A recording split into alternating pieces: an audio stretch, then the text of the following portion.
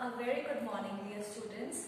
Today I'll be teaching you the poem A Little Grain of Gold, written by Rabindranath Tagore. Rabindranath Tagore is a very famous Indian writer. He has not only written poetry, but he is well known for writing various short stories, novels, as well as songs. He is also known to write our national anthem. He has made a major contribution through his writings during the period when India was not independent. It was still struggling for independence, and his writings were a great motivation. And the people used to have the feeling of patriotism by reading his works. In this particular poem, he is giving us a wonderful message, and the message of this poem is that we should have a big heart to share our things and we should not be stingy. So first of all, I'll be reading out this poem to you. I just want you all to pay attention to the pronunciation. And another thing I want to mention about this poem is you will find that some old English words have been used in this poetry, like the words die, thine, thee. So we will see how these are to be read out. A little grain of gold. I had gone a-begging from door to door in the village path when thy golden chariot appeared in the distance like a gorgeous dream, and I wondered, who was this king of all kings?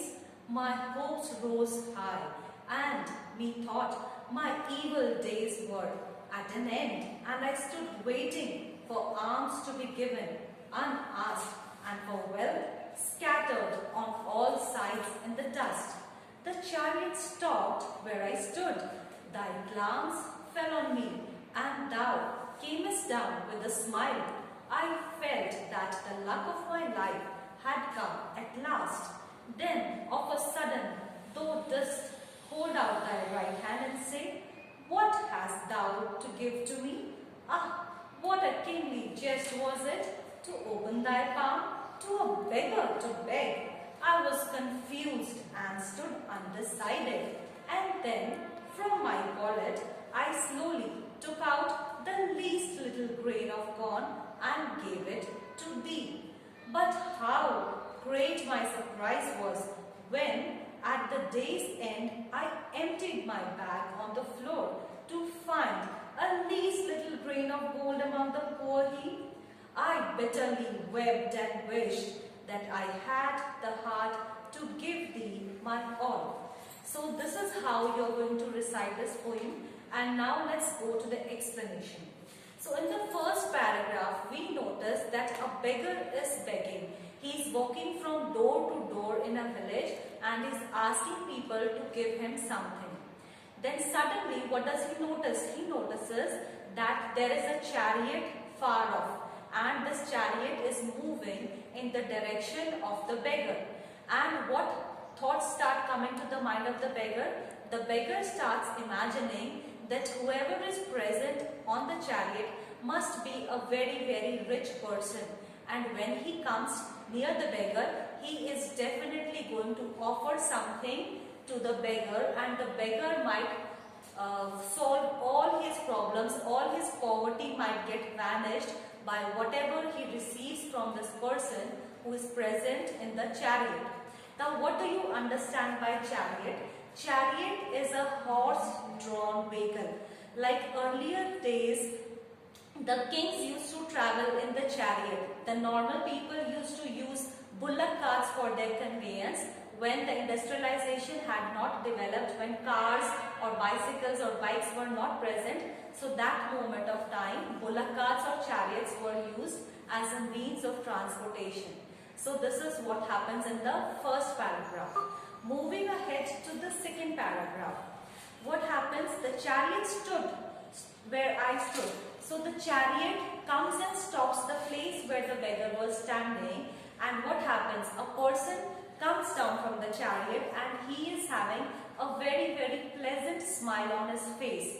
And what does the person do once when he comes down from the chariot? He starts asking the beggar only, what do you have to give to me? So the beggar feels very surprised because he was expecting the person who is attractive chariot, that person is extremely rich and is going to offer me something, but rather than that person offering the beggar anything, that person is asking from the beggar that give me something which you are having. So for this beggar, it becomes a kingly jest. Jest means a joke, and out here kingly jest refers to a huge joke or a very funny humorous joke. So for a beggar it is very funny. We all know that beggars are poor people, and because they are poor, that is why they are begging. They are asking other people to give them clothes, things to eat, etc. But out here, what is the strange thing? A rich person has put out his hand in front of the beggar and is asking the beggar, what do you have to offer me? But then this particular beggar, since he had not decided for the situation, he was not mentally prepared to give anything to the person who was in the chariot. Rather, he was mentally preparing himself that I am the one who is going to receive something from this person who is getting down from the chariot. So what he does, the beggar is not at all feeling happy that he has to give away something. So what he does, he takes out from his wallet. Now what is a wallet? Generally we keep our money in a purse. You will notice that females use the word purse where they keep their money and important things. Similarly, males use a wallet. They don't say that I am carrying a purse in my pocket of my trouser. They usually say I am carrying a wallet in my trousers pocket. So wallet is a place where money is stored. So this particular person, from his wallet, what is he taking out? He is taking out little bit of grains. And what are these grains of? They are of corns. So he is offering those little bit of grains of corn to the person who has come down from the chariot. And then what happens? Finally the beggar goes back at his home in the evening, and at the end of the day, what is the beggar doing? He is taking out all the things which he has received by begging throughout the day, and he keeps in front all the things that he had received. That time what is he noticing? That he was having corn grains in his bag, and a very little amount of corn grains have turned into gold. And then what does he remember? He remembers that the amount of grains that have turned into gold are exactly the same amount he had offered to the person who had come, asking him, what do you have to offer me? And at that time what happens? The beggar starts regretting it very badly. He starts feeling very bad. He is almost about to cry very badly. He feels that if I had a big heart, if I would have thought that I had been begging from morning and I am having so many things to share with this person, although he is rich, so what? I can offer him. If I am having certain thing with me, why not offer him? But what did the beggar do? The beggar did not offer him much. He was very stingy at that point of time.